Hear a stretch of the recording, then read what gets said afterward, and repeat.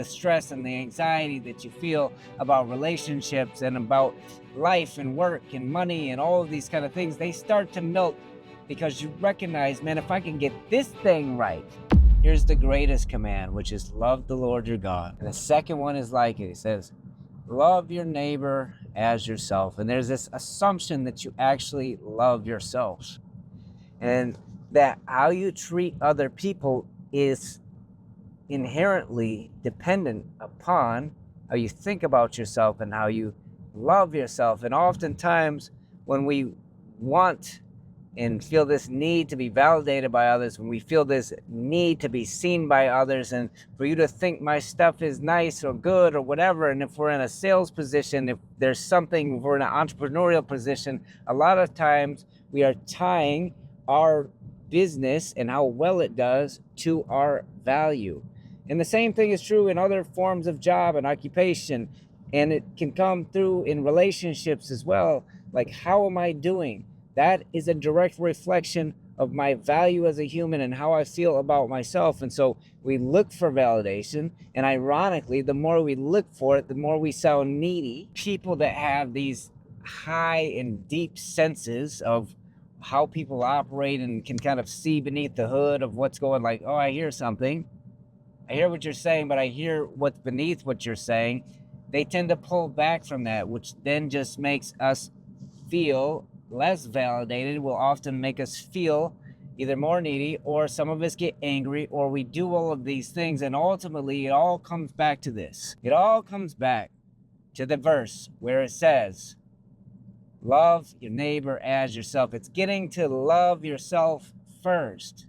It's getting to love yourself first. All of the things that people have said about you, all of the things that you've said about yourself, all of the things that you've heard, it is, in spite of that, loving yourself well. And when you can get there, you stop being needy, and you stop worrying about your product. You stop worrying about being cringy. You stop worrying about getting all the words right, all the steps right. You stop this pressure that's in your head, this pressure that's in your chest, the stress and the anxiety that you feel about relationships and about life and work and money and all of these kind of things. They start to melt because you recognize, man, if I can get this thing right, and if I can get this and this connection with God right, because ultimately I'm made in his image, and my validation and my value comes from just being inherently amazing. I am made that way. There's nothing that you can tell me, because in my essence, I am that way.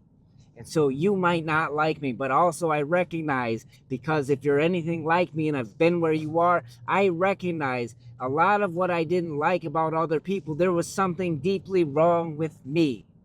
Why you provoked such a reaction from me. And so I can be at peace being like, if you don't like me, you know what? It's okay. I do not need your validation. Christ said, I don't need the testimony of man, because I know what's in man.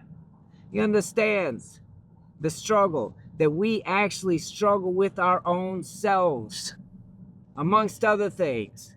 He didn't need it, but he needed that confirmation and that validation from his Father. And I think ultimately that's where the stuff comes. I made you. You are mine. I made you. You're like me. You're beautiful. You're amazing. You're more than a conqueror. And I put life and death in front of you. So like, there's some things that are dark too. But if you hold on to those, and if you want to keep those, somebody said, if you fight for your limitations, you get to keep them. You get to keep them. Don't hold on to those. Believe and move towards the good things that I have called you. And you can be one with me. You can abide with me. You can be crucified and live with me on a daily basis. So if you had any doubts about yourself, there is this connection that I've given you, this wild thing that is mystical and it's beyond what you can fathom. And there's stuff that you're still trying to figure out about it, but it is who I've called you to be. You are seated with Christ in heavenly places. There is something magical and amazing and profound about that. But your identity is the thing, because your behavior is going to follow your beliefs. And so the more you focus on the stuff that went wrong, and the more you focus on trying to get everything right so that you can be good enough and be liked and so on, the farther away that you're going to get from that. But the more you focus on the belief and who I've called you to be, ironically, you're going to get to the place where you wanted to get anyway. Focusing on the wrong thing is going to get you to the wrong place. The more you try to fight for that, the farther away it's going to get. Those who try to save their lives are going to lose it, and those who lose their lives are going to save it.